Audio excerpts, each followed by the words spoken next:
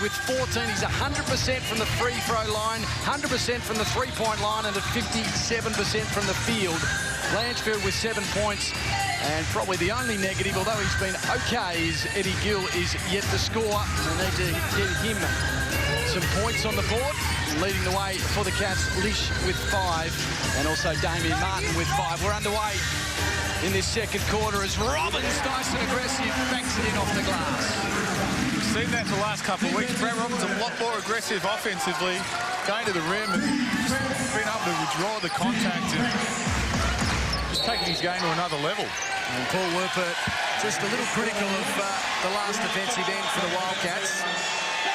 Has a bit of a history of getting in a bit of strife with the referees. He doesn't mind having a chat. Yeah. Nothing wrong with a bit of character in the game, Tony. Nothing wrong. And a tech foul. He knew he was going to get one. I don't know what Paul Werper is thinking right now. It's not, it doesn't work in Perth. It really doesn't. Just better off being quiet. Those sort of things, and I know over the years, players have come here and tried to throw their hands in the air after they score long bombs, and then all of a sudden the crowd just gets stuck into them and pull them off the game. Different for a coach. It is. I mean, obviously, Coach Werper is trying to change or get a message across and just plant a seed, and he's obviously not very happy with something. But over here, it's pretty tough to. You say the crowds don't sway referees a little bit, but I would say they'll always maybe it's not called home court advantage for exactly no reason. Poor old Sean Redditch has the yips right now, 7 away, or now 5 away from that milestone. Can he hit this from outside 3? Oh, Matt Knight, his rebounding has been awesome. Unbelievable. Pretty good on the offensive board, so Matt Knight really effective. A couple of putbacks now. Sean he does look a little bit on edge. He just looks a little bit like he's, as soon as he does get to that 7 points, he might relax a little bit. But. Yep. And you just see he took those foul shots. I suppose he's the best foul shooter out here anyway, so he should take it. But obviously the Cats are trying to get him the ball to get over that milestone. Plays for him. They're trying to just get him over that hump. So 28-25 is the score. It was 25-24 at quarter time. Crocs just needing to settle. They've come to play and they've been very good. Norton has it now to Chris Cedar. Posted up Mims, up against Robbins. He double-teamed, and then the pass nearly turned over. In the end, the shot won't go for Cedar, but Ben Allen, can he tap it in? Yes. Had a second go at it and finished it off. Both teams really struggling on the boards, like we said just before. Matt Knight's put back. Offensive rebounds to kill you. Second chance opportunity. 28-27's that score. Robbins to the corner to Lish. Down to the man at the moment for the Cats. And there's Redditch, another 2. Knight couldn't finish, Redditch could. So 4 points now for Sean Redditch. Let's get it over with. The pass inside to Allen. And their foul will go on Matt Knight. And Allen will go to the line. And a little disappointing, Ben Allen. Came with a big reputation. Just doesn't put up the numbers we expected. I know he's young, developing, but probably need more output from him coming off the bench. Yeah, definitely. Definitely second year in. Obviously, you expect a little bit more, and been given a bit of opportunity here with Luke Schenscher getting an early 2 fouls. So he should relish this opportunity and take advantage of it. We've seen he's been pretty effective since he's come on. Fair unit. It's not tiny. No, he's a good size. 30-28's the score. He doesn't make the second. The rebound for Neville. Martin to Redditch. Working a play for Williamson. That one rattles around. There's a foul in enough underneath the hoop, and I think it's Sean Redditch again in trouble with the fouls. It's his second of the game, Sean Redditch, and 6 of his last 7 games, Tony. 4 fouls. 4 fouls. 6 of his last 7. He's been able to play with fouls then, hey? Yep, exactly. Yep. All getting in trouble. True. Norton to Cedar. That one a little strong. Neville tried to hold on, and have thought that might have came off Neville's hands. I reckon they got a... I think they were he probably got fouled, and they just thought, oh, well, we missed the foul, we'll let him get away with They don't do that, do they? Yep. Okay. Yep. So here's Redditch wanting to drive. Mims got the position. The pass is good to Neville, although that little jumper was rushed and short. That is a tough shot. A lot of people think, oh, he's so close, but just that little 4 or 5 foot shot can be quite tough when you're not quite balanced enough. Here's Allen wanting to dish it off, decides then to shoot. And the shot's just not dropping in this second quarter after what was an exciting first term. Lish is fouled. It's really scrappy at the moment. Both teams really struggling. We see Kevin Lish there just crossing over Norton, just putting his hands in, just catching the elbow of Kevin Lish and being called for the foul. But both teams not really... The game is there to be taken, and someone just needs to turn up the defensive intensity a little bit. Offensively, the output has been pretty good. Some great rebounding by both teams, but just have to pick it up defensively. Martin nearly losing control. He kept possession of the ball, though, in the end, and Allen's got one in the eye. Are you surprised? We've got 3 minutes now in this second quarter, and Peter Crawford's still on the bench. Still on the bench. Yeah. First quarter, 14 points. Get him in there. He's running hot. He had the break at quarter time. You're sitting here, mate. Look, it's two schools of thought. Some people would obviously argue that they want to get him, inject him in a little bit, give him a rest. Hopefully he won't pick up that third foul. If he comes in now, gets a third one, then you've lost him for this whole quarter. Okay. Mate, we're sitting here. What do we know? Ah, well, I'm just willing to talk. That's what I was thinking as Mims tried to drop it in, but Shencher helped out in the end. He gets the 2 points. There's a couple of fouls now coming into the game. As you said, getting a little sloppy. 30 plays 30 to Crocs. Still in this battle. Don't worry about that. They're working hard. And there's the field goal percentage. 44 for the Wildcats, 37 for the Crocs. 3 points with the Perth Wildcats, the 5th player. Townsville scored the last 3 in this game. Perth been stopped a couple of times on their offensive ends. Here's Martin. What can he do? The dish to Wagstaff. Just a little tricky as Williamson has another go from outside.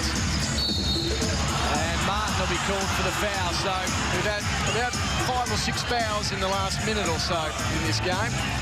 Yeah, very stop-start. Both teams just not quite to be able to get on top of it, offensively or defensively. So the Cats in the 4th team foul.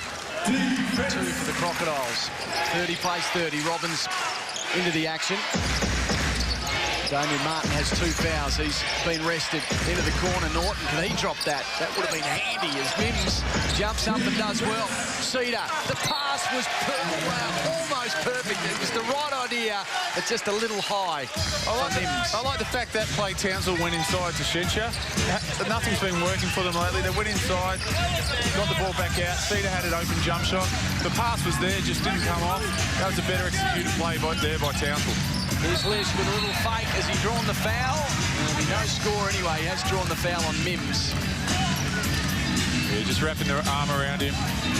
Kevin Lish doing a great job just getting people in the air. He does that every week. Don't fall for the up fake. Such a good shooter. It's just hard. You can't... if you're a big man and you switch onto a shooter, you can't give him any space. You have to try and make him drive and rely on someone rotating and helping. So Gill comes back on. Norton playing a little cameo role. Lish's basket was a little wild from just at the top of the key. So still the Cats haven't scored for a couple of minutes now as Mims gets a bit of space and aggressively drives to the basket to finish for 2. They're out to 2-point lead now. One minute to crank this up right here. We're a little bit quiet. 5 minutes and 30 seconds to go. Here's Wagstaff. Get those hands going right now. Defense a lot better this time from the Crocodiles as Gill nearly traps that one. Would have been better off just leaving that one. I think that was sailing out of bounds. And the Wildcats have gone 2 minutes 58 without scoring. That's 2 minutes 58. I'll tell you what, watching it, it seems like it too. I think Townsville probably only have had 1 basket themselves, so it's been some ugly basketball. Martin's Shot was a little long, the outlet to Cedar. He's got to go one-on-one. Has read it beautifully. Nearly as good as Peter Crawford. You can see him coming, hovering behind there. And then, Superman. Just came out of nowhere, didn't he? He knew when he hit that free throw line, he was going to block that. Beautiful timing. Seen a couple of spectacular blocks. A dunk even, mate. You say they don't dunk it enough these days, mate. No, they don't dunk it enough. Here's Gill. He needs to hit a shot. That one a little flat. Kept in play by Lish. And then Shensha did well. They settle things down again. New shot clock for the Crocodiles. Gill down to Holmes. Oh, nearly stolen by Robbins. Holmes' shot just rattled around. Still no score for the Wildcats. No score that time for the Crocodiles as the hands were good from Christina just tapping it out of play. And we've got a timeout, 4:50 remaining before half-time here in the jungle. It's been a thriller, 32-30. Crocs by 2. Bring 'em up, bring 'em up. You know, cotton is awesome for getting a bit of airflow down there. What also makes Rivers undies pretty special is that they've got wide, comfortable waistbands and a cut to make sure you keep your plumber's crack to yourself. Reduced to $2.90. 4 days only. Are you ready? Want to have some fun? Yes. Ghost Rider Spirit of Vengeance, only in cinemas. So it's been an interesting start to this game. The Crocodiles still leading by 2. They led by 1 at quarter time. And now the Cats have gone 3.5 minutes. In fact, 3:38 without a field goal. Usually it's the third quarter they battle with, but this quarter has been the tough one for the home side. Well, maybe we'll get the ugly stuff out of the way early. It's after, what was it, an entertaining first quarter, you would say? 25-24, it's been pretty ugly since then. Obviously, the score 32-30 at the moment, so not much offensive output. No, I wouldn't say it's because of any great defense. I just think the plays offensively haven't been executed well, missing shots. I'd say that the percentages have gone down dramatically. Both teams are probably getting their offensive output out of offensive rebounding, which wouldn't please either coach from a defensive perspective. But hopefully we can, both these teams can pick it up a little bit and play a bit more attractive basketball. Peter Crawford returns to the court. He sat down for the 5 minutes and 10 of this second quarter. A nice little move for Brad Robbins. He's doing that every week now, going down to the block, isolation down low. He feels it doesn't even matter if it's against a bigger player. He feels like he's got that upper body strength to be able to just muscle someone out and keep his balance. Something, a real facet that he's added to his game this year.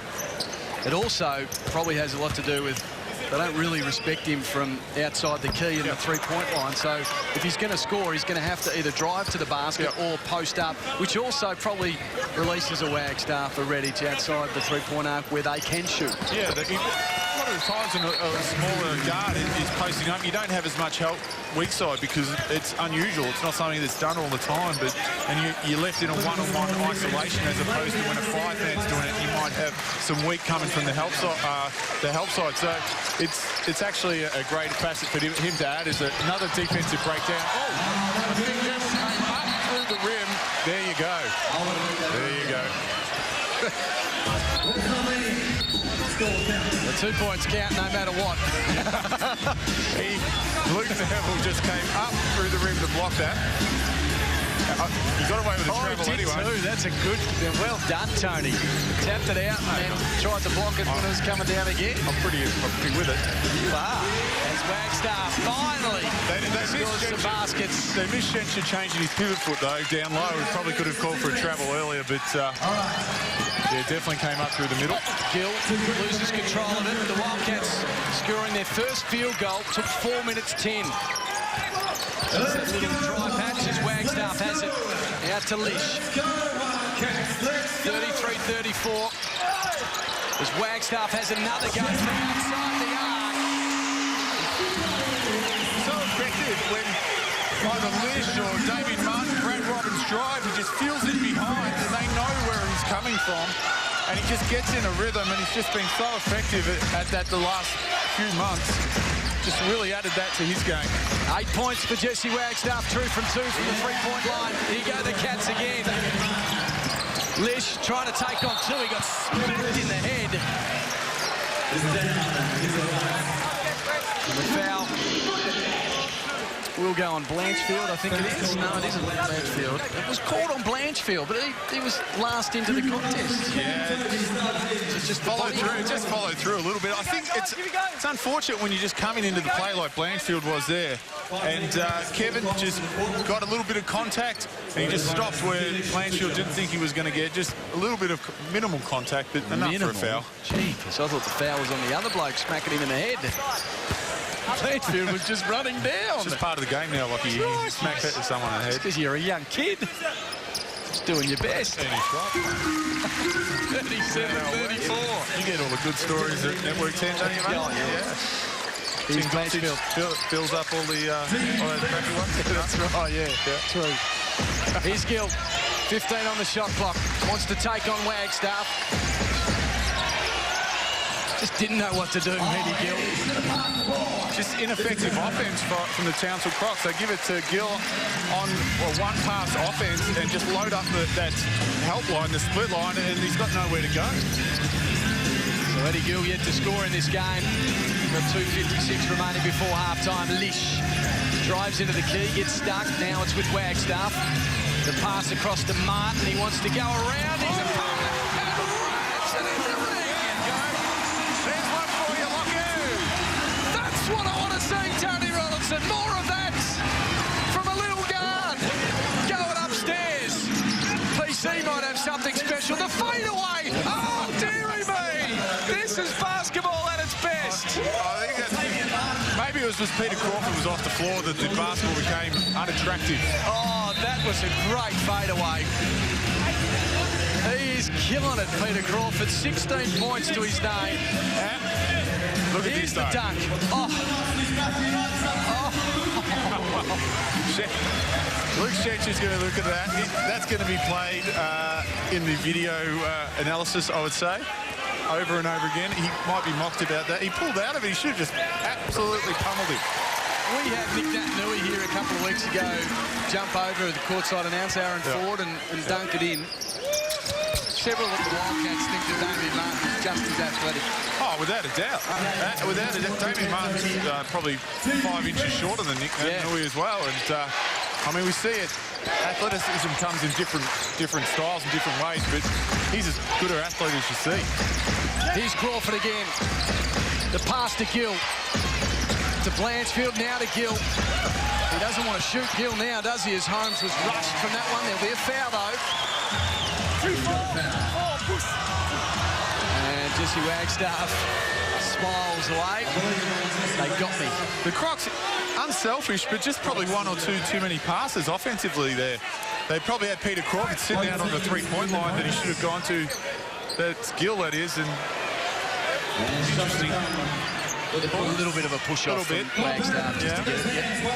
Because Gill, as you said, Gill needed to take that shot. Well, he had an extra pass, but he just passed to the wrong guy. He gave it to Holmes that had someone on him. If he just kicked it out to Peter Crawford, who is quite effective from the three-point line, when you say. He's doing all right. Just a bit more vision there to the on the 45, and Crawford would have had another wide open three that I dare say might have hit on recent form. Blanchfield having a great game. 9 points. 2 from 2 from the three-point line, and field goals is looking good as well. And no foul under there as Knight aggressive, but it's tapped out of his hands. 3 points this margin. It's going to be tight and tough all evening here in the jungle. These two teams with plenty at stake. As Jesse Wagstaff says, give it to me from outside the three-point line. He's in a rhythm just as much as what Peter Crawford is. Every shot he takes doesn't look like missing at all. He's got 11 points to his name, Jesse Wagstaff, so he's come off the bench and dropped that one as Lish just boxes out nicely on Gill.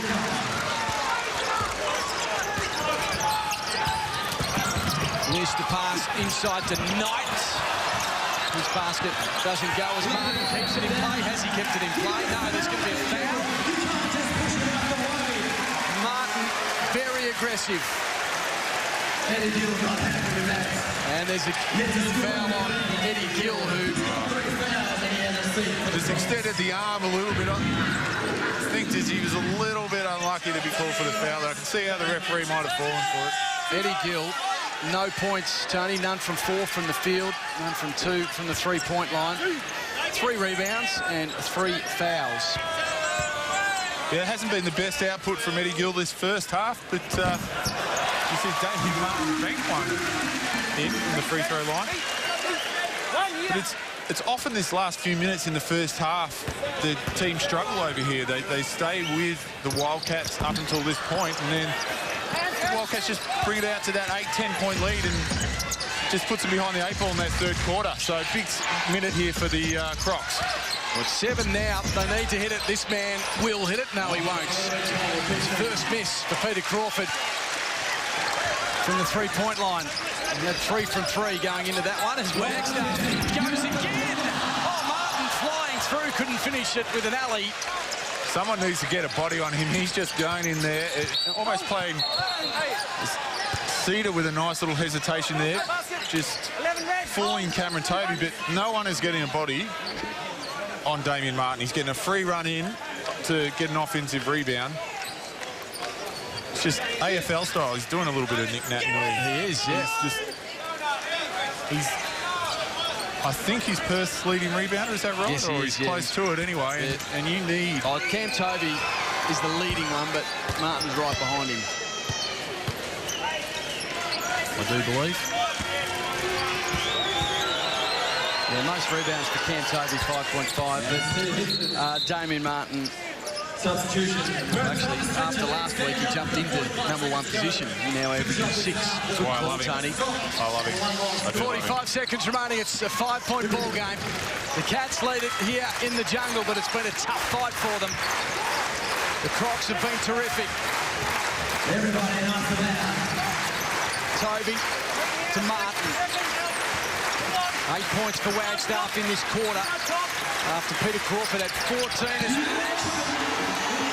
little fake, and it goes from the 3, and it's now out to 8 points for the Wildcats. Make him a driver. Don't let Kevin Lish just shoot it. Have to rely on some help weak side. Here's Crawford.